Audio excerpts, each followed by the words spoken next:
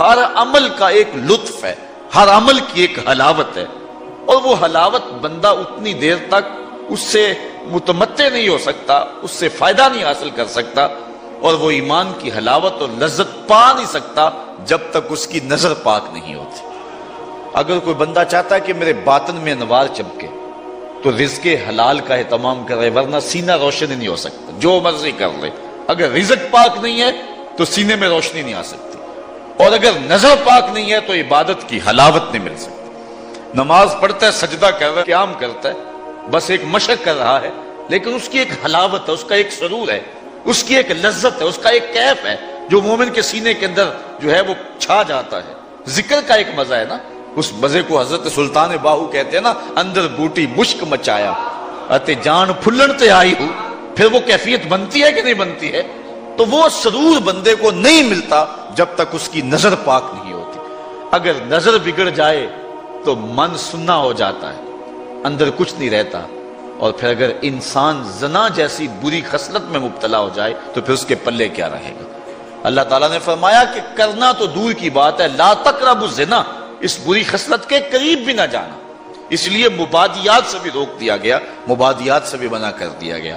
تو فرمایا جس شخص کو کسی عورت نے دعوت گناہ دی، اس طرح کسی عورت کو کسی مرد نے دعوت گناہ دی، اور اس عورت نے اپنی عصمت اور اپنی آبرو کی حفاظت کی، اور اس کو کہا پیچھے ہٹ جا، مجھے اپنے رب سے ڈر لگتا ہے، اور اسی طرح کسی مرد کو کسی عورت نے دعوت گناہ دی، اس نے کہا فقال انی اخاف اللہ، میں اللہ سے ڈرتا ہوں۔ اللہ اکبر۔ تو حضور فرمایا اس کو یہ اعزاز ملے گا۔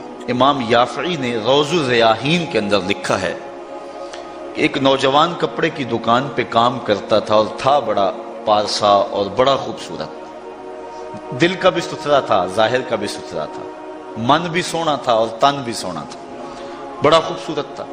ایک عورت خریداری کے لیے آئی، اس کا دل فریفتہ ہو گیا، اور اس نے ایک ترکیب سوچی، اور دوبارہ آئی تو بہت زیادہ کپڑا خرید لیا، اور مال کے دکان سے کہنے لگی کہ میری گٹھڑی باری ہو گئی ہے، اس نوجوان کو کہو کہ میرے گھر چھوڑ آئے۔ مالک اس عورت کی نیت سے آگاہ نہ ہو سکا، اور اس نوجوان کو اس کے ساتھ بھیج دیا۔ جب وہ گھر میں داخل ہوئی، نوجوان کو گھر میں لے گئی، باہر سے دروازہ مقفل کر دیا، اور اس کو دعوت گناہ دی۔ اس نے کہا انی اخاف اللہ، میں تیری بات نہیں مان سکتا۔ اس نے کہا کہ آج تو تجھے میری بات ماننا ہی پڑے گی۔ حیا سوز لباس بھی اتار پھینکا، اور اس کو دعوت گناہ دینے لگی۔ یہ شیطان کا انتہائی سخت جال ہے، اس جال میں اس نے بڑے بڑے لوگوں کو پھانس لیا۔ اب اس نوجوان کو وہ ورغلاتی ہے، کوشش کرتی ہے، لیکن نوجوان ہے کہ اپنی نظروں پر پہرے بٹھائے، آنکھیں بند کر لیتا۔ اس نے بڑے ہیلے کیے، بڑے جتن کیے، لیکن وہ نوجوان صرف سونا ہی نہیں تھا، اللہ کا ولی بھی تھا۔ اس نے بہت جال پھینکے، لیکن نور کو رسیوں میں جکڑا نہیں جا سکتا۔ خیر، وہ نوجوان کے دل میں بات آئی کہ شیطان کا یہ جال انتہائی خطرناک جال ہے، ابھی تک تو بچتا آ رہا ہوں، ہو سکتا ہوں کہ ابھی اس کے جال میں پھنس جاؤں۔ اس نے کہا کہ مجھے باتھ روم میں جانے دو، پھر میں آ کے تمہیں بتاتا ہوں۔ وہ اندر چلا گیا، پاخانہ کیا، اپنے ہاتھوں پہ کر کے پورے بدن پہ مل لیا، اور اسی حالت میں جب باہر آیا تو بدن سے بدبو اٹھ رہی تھی۔ عورت کا سارا نشہ اتر گیا، دروازہ کھول دیا، اس نے کہا چلا جا، تو کوئی دیوانہ اور مجنون شخص ہے۔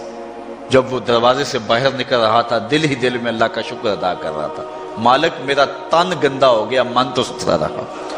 کائنات کا سب سے حسین چہرہ وہ ہے جو جنسی کالک سے محفوظ رہے۔ امام یافعی لکھتے ہیں کہ باہر پھر ایک چشمہ تھا، وہاں جا کے اس نے غسل کیا، اور جب تک وہ زندہ رہا اس کے جسم سے مشک و عنبر کی خوشبو آتی رہی۔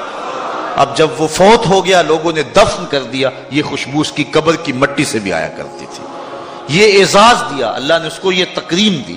بعض روایت میں اس کا نام مغیرہ بتایا گیا ہے کہ لوگوں نے اس کا نام مغیرہ مشکی رکھ دیا، کہ وہ مغیرہ جس کے بدن سے خوشبو آتی۔ تو فرمایا وہ شخص جس کو کسی عورت نے دعوت گناہ دی، اور اس نے یہ کہہ کے قدموں میں بچھتے ہوئے حسن کی پیشکش کو ٹھکرا دیا، فرمایا کل قیامت کے دن جب کوئی سایہ نہیں ہوگا، اللہ اس جوان کو اپنی عرش کا ٹھنڈا سایہ نصیب فرمائے۔